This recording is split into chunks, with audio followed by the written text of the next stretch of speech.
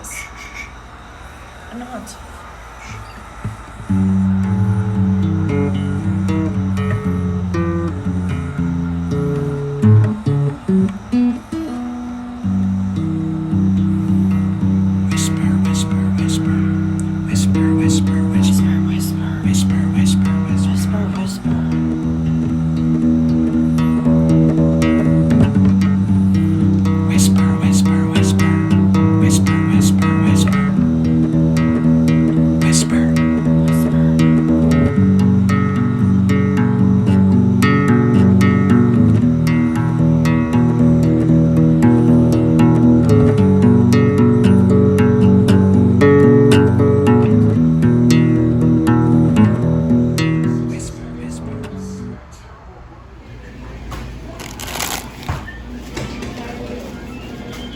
So with the Coca-Cola and the chips, basically that amount,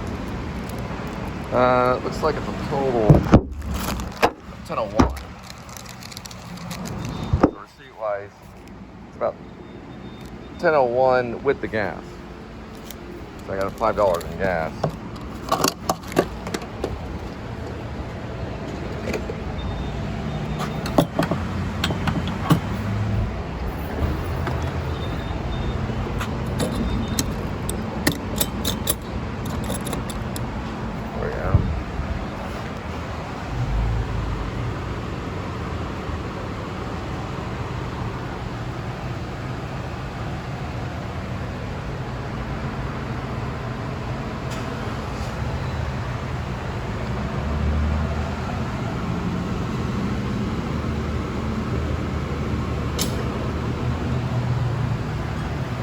So the total is 1001. Chips and a drink, a little bit of gas.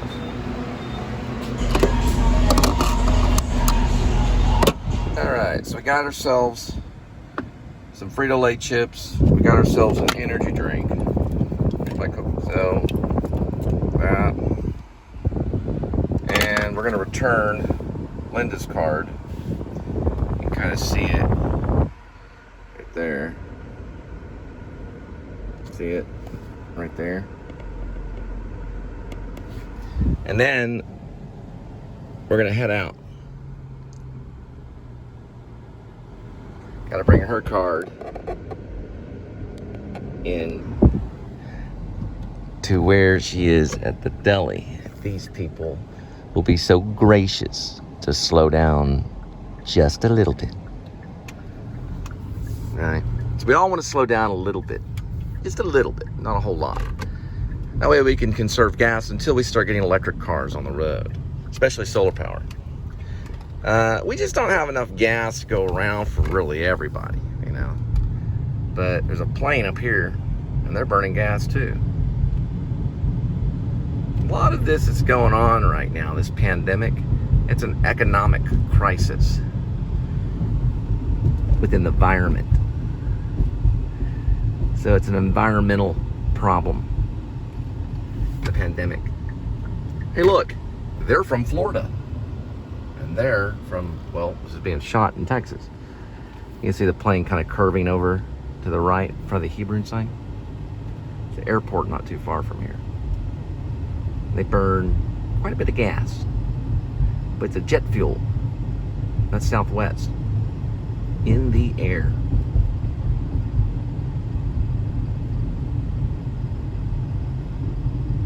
Southwest has a lot of plans. You can get a lot of points, reward points, all kinds of stuff with Southwest. And usually they do land in Love Field. I don't know if they're landing in DFW now or not. They might be, I'm not sure. But they pretty much have taken over Love Field. Southwest Airlines. Southwest Airlines was started as a love airline. It was like a romantic love thing.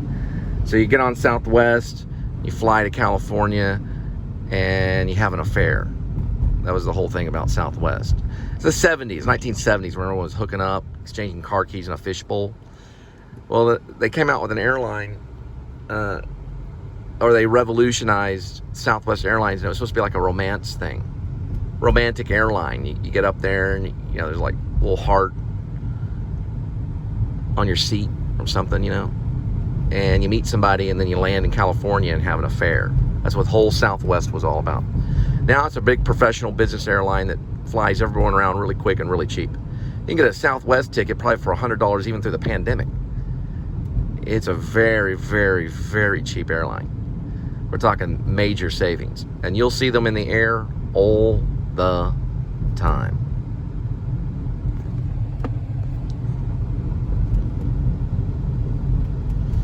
You know, Delta's still good though, and so is American Airlines. They're a little more professional. Now, you're going to find boogers in your seat and stuff like that in Southwest.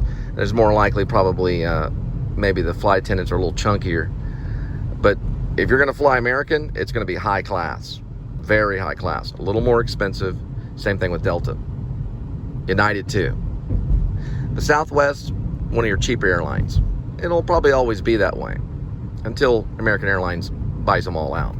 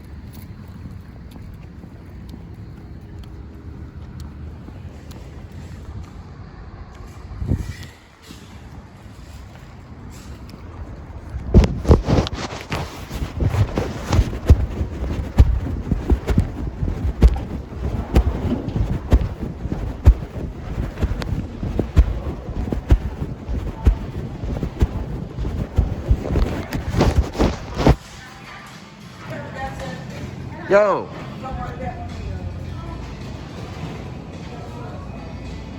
Quickly.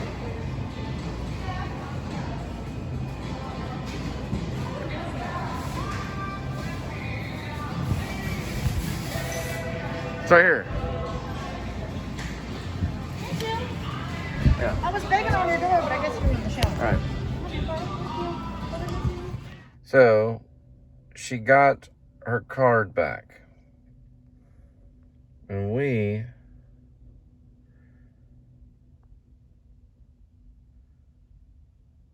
are headed out.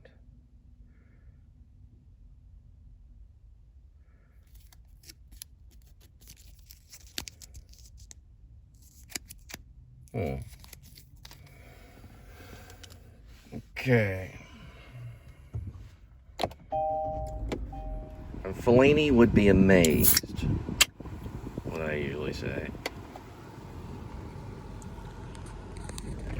Bluetooth me. And this is basically Coca-Cola Energy. Yes, Fellini would be amazed. Fellini is always amazed.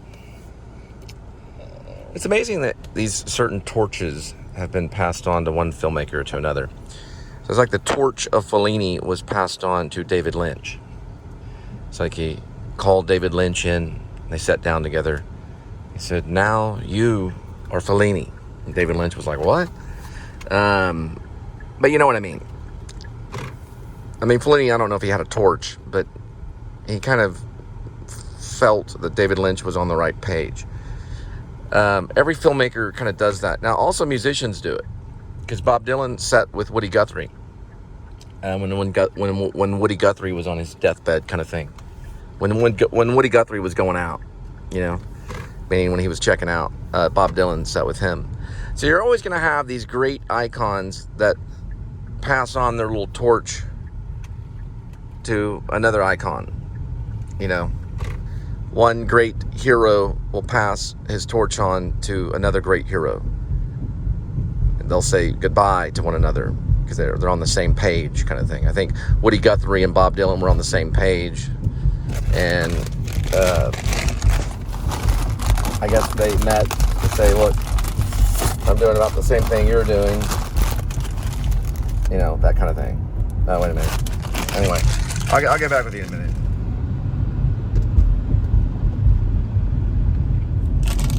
Jared Leto recorded himself with a digital recorder or whatever for exactly 24 hours. He was honest about everything he ate, what he read, when he woke up in the morning, things he did. If there's a pill that he took, whatever it is that he went through for 24 hours. A lot of people would do that exact same thing to the ounce. To the ounce. Because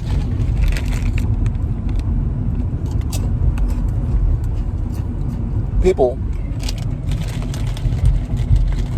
want to see what other people, how other people behave and think and stuff and what they do, you know, because they say that reflects how they look and, you know, I guess how they behave. They probably do it.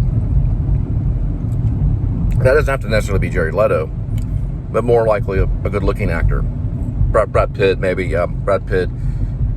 Quentin Tarantino was kind of showing that a little bit in Once Upon a Time in Hollywood, because he was showing them he ate Velveeta and like a beer or something. Some of the actors will talk about what they do. Supposedly Christian Bale just sits around, smokes Camel cigarettes, and drinks beer, pints of beer.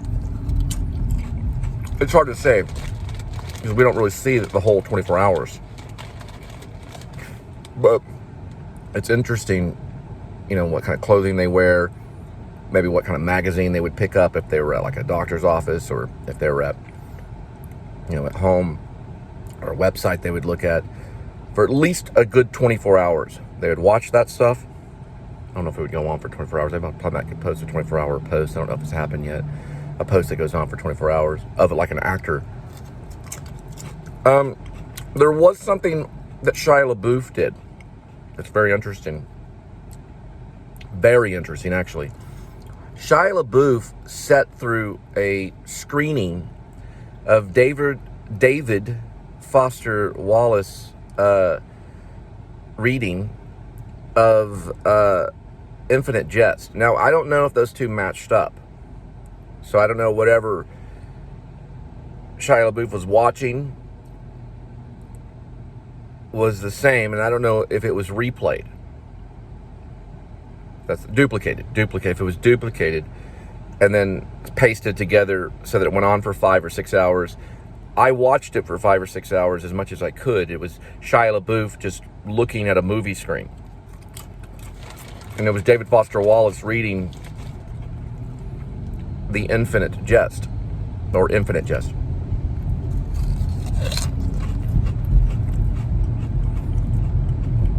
Those kinds of things people are interested in. Let me see if the vultures are out today.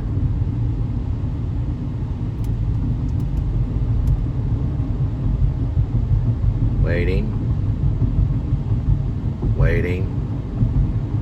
Slight tilt.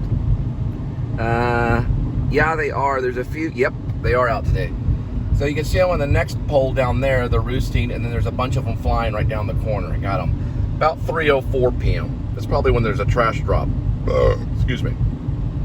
So we're looking at a lot of them in the air about right here, and we're probably going to see a few trash dump trucks or dump trucks going down that way. And you can actually see some of it right here. That's a big trash dump right that way in Carrollton. Yeah, there's a bunch of vultures out today. A lot of them are roosting too. They do that at night as well. So the reason I'm talking about good-looking actors, you know, like Jared Leto and Brad Pitt, Shia LaBeouf, and because that's what this is about, good-looking actors. It's a cool car right there. Ryan Gosling. You got a lot of good-looking actors that are out there. People are going to try to mimic them. Meaning they're going to copy what they do. So let's say I did the same thing. I'm guilty. I not only ripped off a P coat at Armani, which I shouldn't have done that. I feel bad. I'll bring it back. Another thing I did was I kind of ripped off Jared Leto's acting style.